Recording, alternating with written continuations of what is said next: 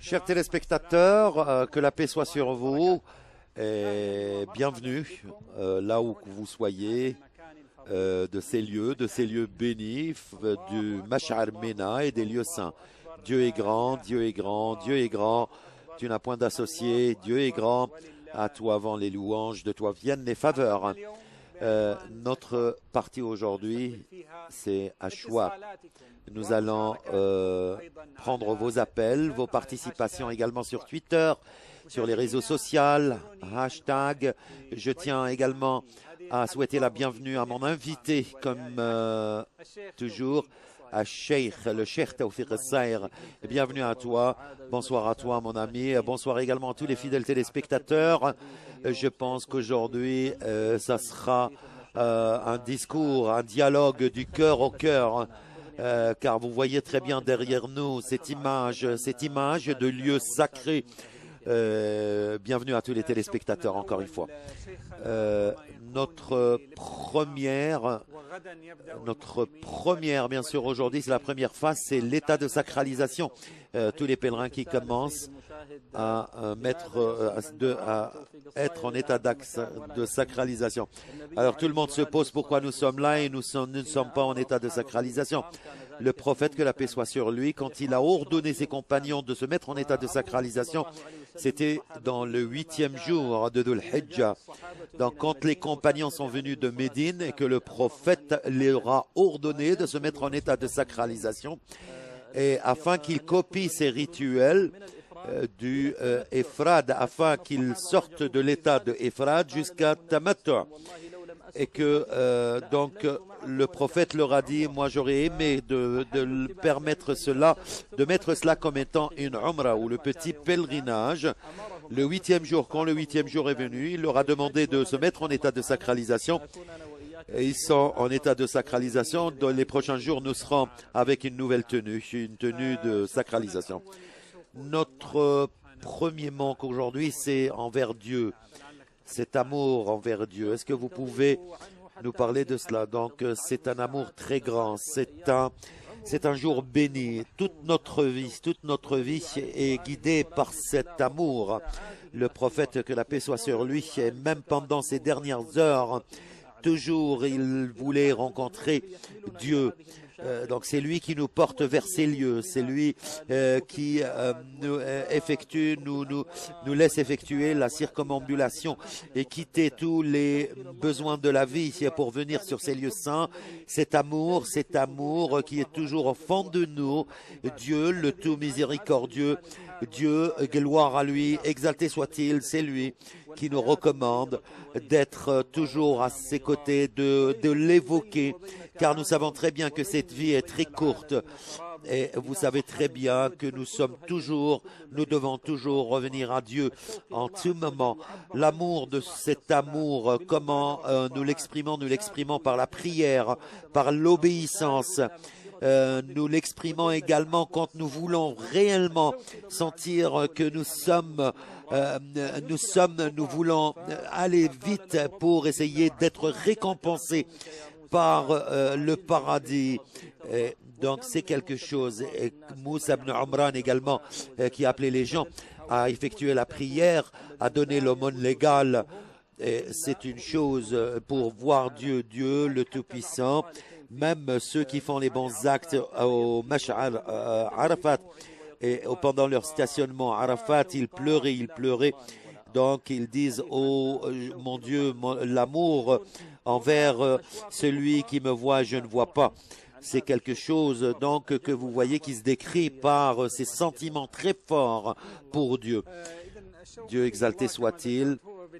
Donc cet amour, c'est de commencer les bons actes aux obligations. Nous aimerons parler plus sur ces obligations. Certains pensent que le fait d'aller prier à temps, ils pensent, ou certains qui pensent de se mettre en état de sacralisation, où il a fait la dernière inclinaison ou la dernière prosternation. Donc, est-ce qu'il y a quelque chose des degrés? Oui, il y a des degrés, certainement. Ceux qui viennent à la mosquée avant l'appel à la prière, cette personne est en manque elle a ce grand amour, car il ressemble, quand il reste dans la mosquée, c'est comme le poisson qui est dans l'eau. Et une fois qu'il sort de cette mosquée, vous voyez, donc c'est là comment on essaye de lier cet amour. Ils viennent à la mosquée avant même l'appel à la prière, et ils restent même après la prière et après la sortie de tous les croyants, les fidèles qui sont à l'intérieur. Vous voyez très bien, donc c'est quelque chose qui est très important. Ceux qui sont attachés à l'amour de Dieu, comme le prophète l'a souligné, ceux qui, quand ils achèvent leur prière, ils attendent l'autre prière. Il y a beaucoup. Donc c'est l'obéissance. Abu Bakr qui est l'imam de tous ceux qui aiment Dieu, qui sont en amour avec Dieu. Et il a appelé le prophète avec toute la charité. Il a donné tout son argent comme charité. Omar qui est celui qui a après lui. Donc il pensait qu'il était le premier à faire ses bons actes. Le prophète lui a dit, qu'est-ce que tu as donné à tes parents, à ta famille, à ta communauté? Il a dit, je leur ai donné une partie.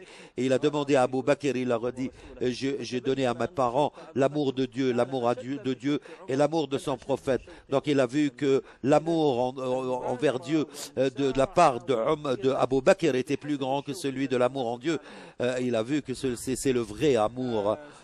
Merci, cher, pour cette explication. Nous allons passer au deuxième axe, notre amour envers notre prophète Mohammed, que la paix soit sur lui, messager de Dieu.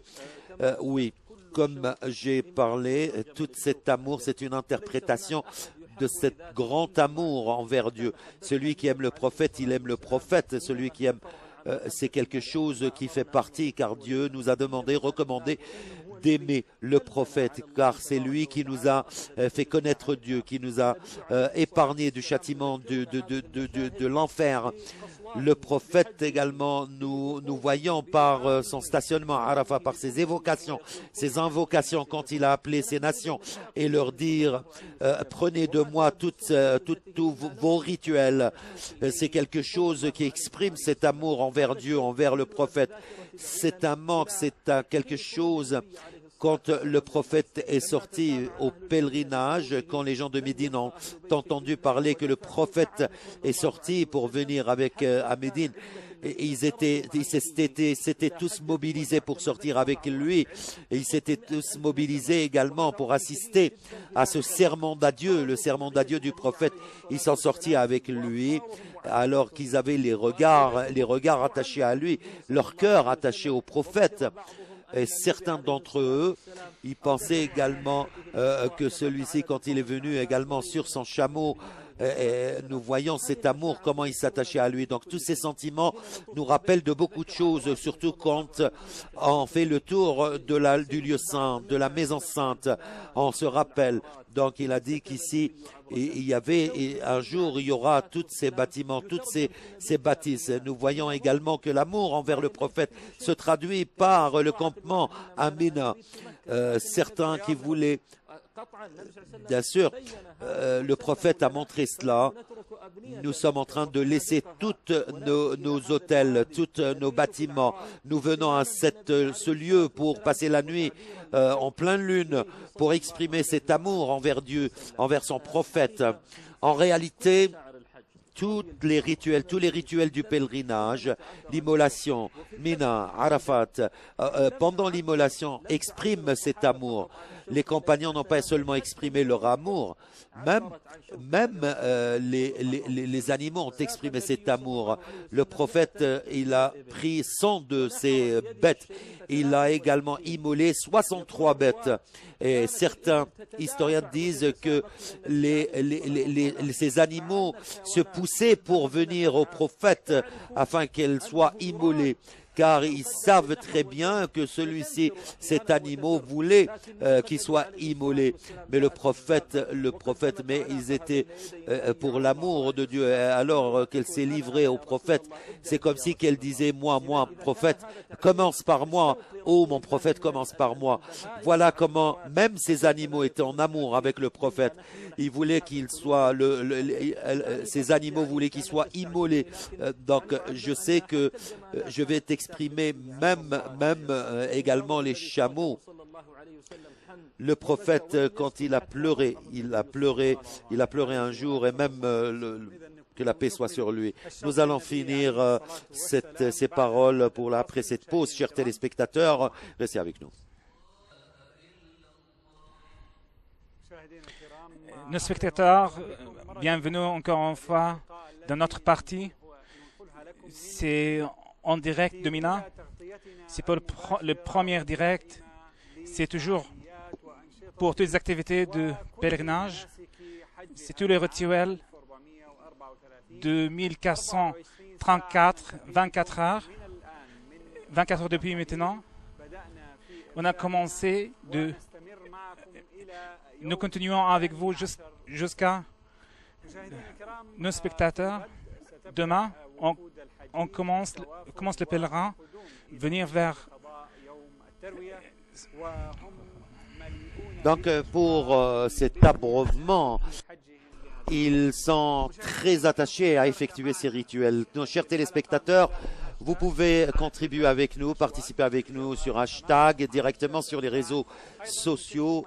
Vous pouvez également nous appeler directement par téléphone, tous les téléphones que vous allez voir apparaître sur l'écran. Nous saluons et nous souhaitons la bienvenue tous nos téléspectateurs en anglais, en français avec les langues en française, la langue française, la langue anglaise qui nous suivent avec toutes ces langues dans ce deuxième axe de notre programme sur l'amour. L'amour de ces lieux saints, de la Mecque, du lieu saint, de la demeure sainte. Donc, al-masha'ir, ce qui veut dire tous ces sentiments sacrés.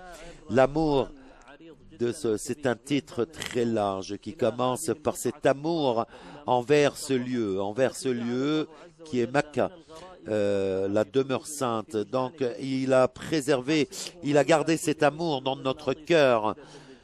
C'est quelque chose qui nous soulève vers de sentiments vrais privilégiés. Ceux qui viennent de l'extérieur, de l'étranger, ils s'attachent, ils sont en manque de venir pour visiter ce pays, ces lieux saints.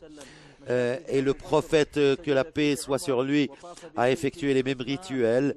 Abu Bakr Uthman, il a fait également ces rituels. Ce lieu, il a quelque chose, une grande influence, une grande affection dans notre cœur, une grande influence.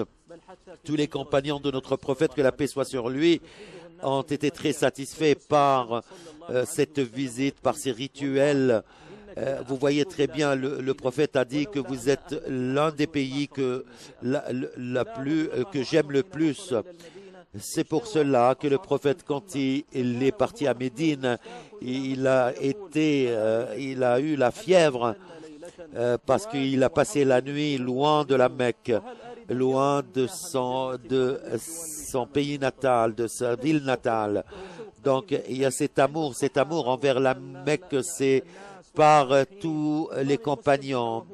Chaque musulman porte cet amour et dit prenez-moi vers la pierre noire, prenez-moi vers l'eau de Zamzam, les sources de l'eau de Zamzam, prenez-moi vers cette demeure sainte pour évoquer Dieu tout le temps, pour également implorer la grandeur d'Allah, l'amour du prophète. Cet amour de la Mecque, c'est quelque chose qui est très grand et qui se traduit par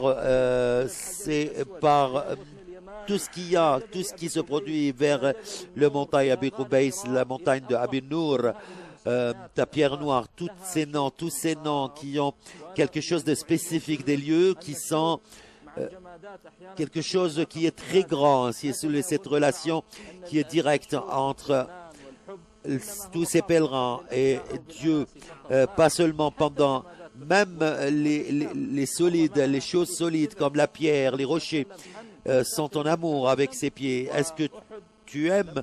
Donc aimer le prophète, ils ont demandé à quelqu'un, est-ce que tu aimes ton prophète? Il a dit oui.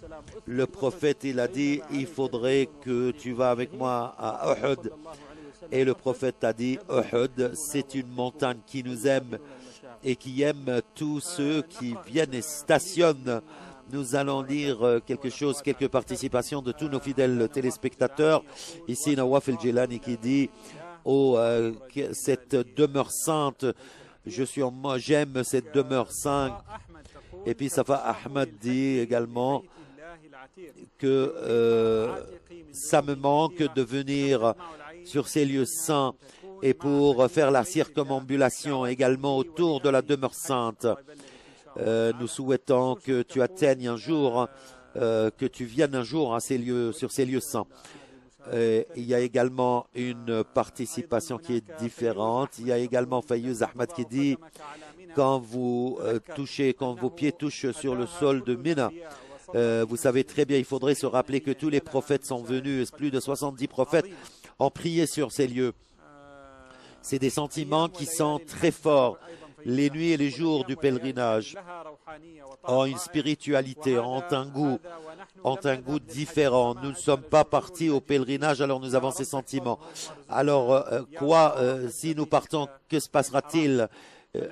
Et beaucoup d'autres participations pour vous, Cheikh. Tous nos collègues peuvent voir, donc il faudrait mettre le Hijaz et la demeure, donc, et Mecca qui appelle Dieu.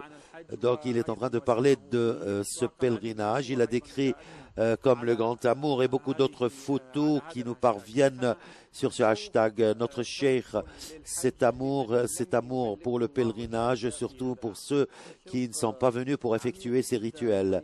C'est un manque très grand et ceux qui lisent dans les ouvrages cet amour sur le pèlerinage, ils vont sentir ces sentiments très forts, surtout par les éminents, par les écrivains qui ont écrit par le cœur, tous ceux qui ont tracé par le cœur également et qui ont tracé ces mots.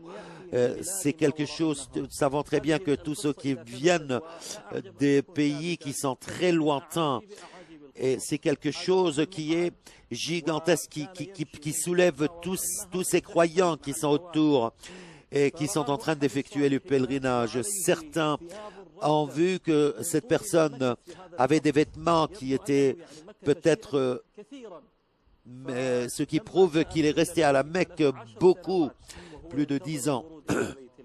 Il attendait ce moment de venir à la Mecque. Donc le prophète lui a dit, ça fait 10 ans que je suis sur ce chemin, donc je veux visiter ces lieux qui me manquent beaucoup. Donc, vous savez très bien, c'est comme si que quelqu'un est en amour à quelque chose qui veut venir. Et une femme, une vieille femme, cet amour l'a porté vers ces lieux également. Et le prophète et les amis du prophète lui ont dit que vous êtes très faible, donc pourquoi? Et ils l'ont vu en train de faire le tour de la demeure sainte. Elle s'est introduite et dit que moi je suis la vieille que vous avez vue hier, vous avez vu hier en train de marcher difficilement pour venir sur ces lieux. Cet amour qui donne le pouvoir, la force à tous ces gens-là, certains qui passent 1 mois, 2 mois, 3 mois, ils vont voir plusieurs offices, plusieurs bureaux pour essayer d'obtenir cette autorisation de venir.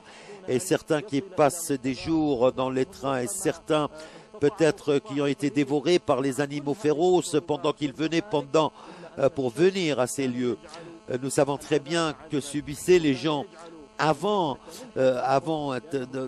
quand ils voulaient vraiment saisir cette opportunité et venir sur les lieux saints. Et jusqu'à nos présents, notre cheikh, les médias nous parlent toujours de ceux qui tombent vraiment, qui ont le vertige parce qu'ils sont très contents et sont certains qui nous montrent cette photo de certains Indonésiens qui se prosternent une fois qu'ils sont descendus de l'avion.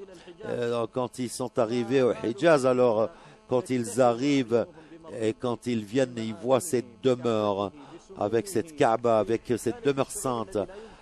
Alors, ce sentiment que nous n'arrivons pas à décrire quand nous arrivons sur ces lieux, donc parce qu'ils sont seulement arrivés au Hijaz, ils ne sont pas arrivés ils ne sont toujours pas arrivés sur les lieux saints, ces Indonésiens.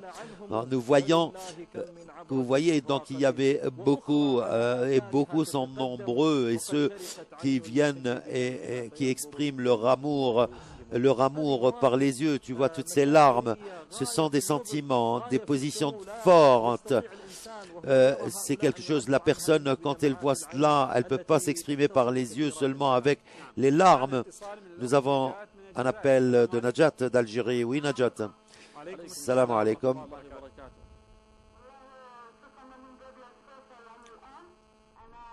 Moi maintenant, moi j'ai fait la prière, j'ai fait le pèlerinage, j'ai effectué les pèlerinages en 2012 et c'était quelque chose qui est très grand, c'était un sentiment très fort à mes yeux. Donc c'est un sentiment qui m'a permis d'admirer ces lieux saints et je souhaite le revenir sur ces lieux. Est-ce que vous avez entendu, Cheikh? Donc, elle appelle également à ce qu'elle fasse, nous souhaitons de la part de Dieu qu'il vous fasse revenir à ces lieux plusieurs fois et qu'il nous donne cette opportunité pour effectuer le pèlerinage encore une fois. Ali de l'Irak, d'Irak. Ali, oui. Ali, oui, je vous en prie. Assalamu alaikum, que la paix soit sur vous, que la paix soit sur toi, Ali. Donc, la multiplication, comment on se multiplie tous ces mérites, toutes ces comptes. Nous n'avons pas bien écouté, Ali. Est-ce que vous pouvez répéter ta question? Quels sont les mérites, surtout pendant les 10 nuits, c'est-à-dire pendant cette période?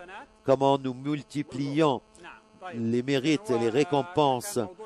Donc c'était le sujet de notre le sujet de notre de la partie d'hier. Notre frère essayait de nous appeler depuis hier et nous avons parlé beaucoup de récompenses et la personne doit investir dans ses mérites et dans ses récompenses et dans ses bons actes.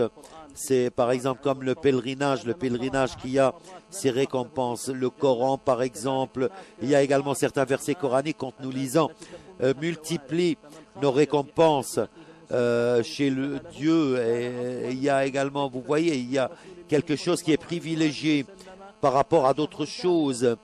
Ce sont des actes et ceux qui font du bien pour la veuve et le pauvre ou celui qui jeûne et qui ne mange pas après la rupture de son jeûne. Ce sont des mots qui attirent, qui ont des récompenses. Vous voyez, et ceux qui ont les sentiments très forts envers tous les autres musulmans, tous ces frères, vous voyez comment ils sont attachés, donc ils ont une récompense et le prophète il a dit qu'il y a ceux qui sont en train de s'aimer, de visiter. Donc il y a beaucoup de choses que nous avons parlé d'hier. Il y a également cet amour envers ces lieux saints. Cet amour envers ces lieux saints, c'est quelque chose qui ne se finit pas, qui n'a pas de limite. Il y a un amour envers Zamzam que le prophète a décrit. C'est quelque chose, c'est un remède pour vous, pour nous, les nations. Cet amour envers la pierre noire qui est quelque chose du paradis et qui est descendu blanc. Ensuite, après cela, qui est devenu noir en raison des péchés de tous ceux qui le touchent. Donc, si personne de l'époque de l'ignorance, personne n'a touché cette pierre noire demeurera blanche. Il y a également cet amour, c'est lui qui nous a appris comment lire et comment dire assalamu alaikum, que la paix soit sur vous. Donc, c'est lui qui nous transmet ce salam de le si bas. Donc, nous avons également Tawfiq de Habasha. Tawfiq, vous êtes avec nous? Allô, Tawfiq. Salam alaikum wa alaikum salam. Je vous en prie.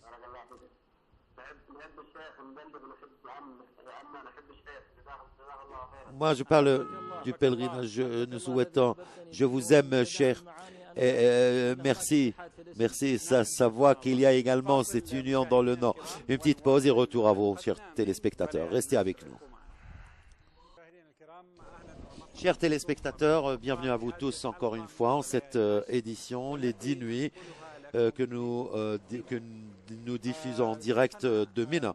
Notre cher, nous avons un appel de Soufiane de l'Arabie Saoudite. Oui, Soufiane. Assalamu alaikum, que la paix soit sur vous. Comment allez-vous, cher? Bien, bienvenue à toi. J'ai une question ici, j'ai une question à vous poser. Demain, j'effectue le pèlerinage. Ensuite, sur le pèlerinage et sur la circumambulation. Je tiens à vous rappeler encore une fois que ce programme n'est pas sur un fatawa ou quelque chose pour les décrets. Est-ce que vous êtes mufrid, mutamatti' ou qaren, ou vous ne savez pas, Soufiane? C'est la première fois que j'effectue le pèlerinage.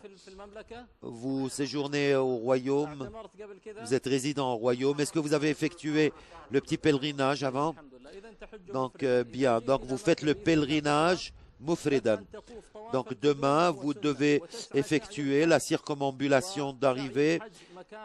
Ensuite, vous avez faire la procession. C'est le jour de 10 de Dhul Hijjah. Mais vous pouvez également l'effectuer si vous avez fait la circumambulation, mais si vous n'avez pas pu, et s'il y a l'encombrement, vous passez directement à Mina et le tawaf al-Qudum sera une sunna recommandée. Ensuite, vous reste le 10, le 11, le 12, vous pouvez faire pendant ces jours la circumambulation.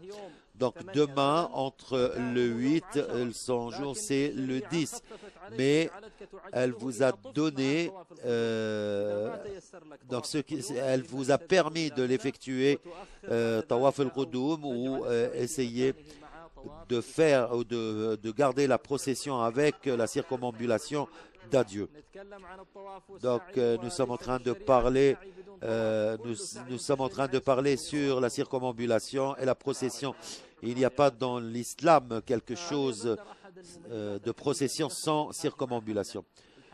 Donc les délégations aujourd'hui, ils ont une partie, très grande partie sur la sensibilisation. Ceux qui commencent à faire les rituels, ils les expliquent, les guides lui expliquent qu'est-ce qu'il a à faire le lendemain.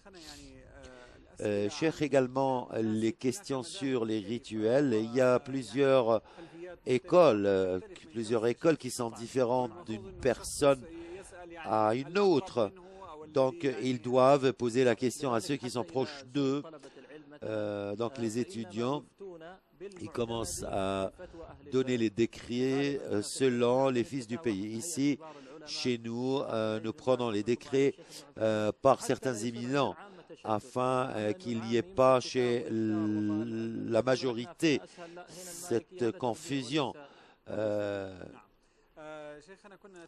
Notre cheikh, nous étions en train de parler sur l'amour des lieux et nous sommes en train de parler sur l'amour du temps, sur l'amour de ces 10 nuits du mois de jeûne, du Ramadan et d'autres jours. Nous avons parlé que les compagnons étaient posé la question en ce qui concerne le Ramadan 6 mois, alors qu'ils sont en amour avec ce mois sacré.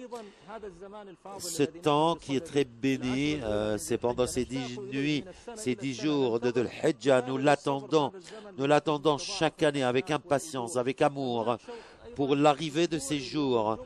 Il y a cet amour également pour le vendredi. Nous attendons également avec amour la prière de l'aube. Le prophète, qu'on la paix soit sur lui, quand il a dit que ma nation a été bénie par tout cela, par ces rituels, et surtout Abu Huraira, dans les 2 hadiths vrais, authentiques, il a dit que ce sont des choses que nous devons accomplir avec amour, et surtout ceux qui attendent ces heures et ils sont en train de les attendre avec amour et ils commencent à envoyer ces expressions très fortes pendant ces moments historiques. C'est des moments qui ne se comparent pas à d'autres lieux. C'est quelque chose et j'ai trouvé c'est une opportunité pour tout le monde qui lève les mains et pour prier Dieu.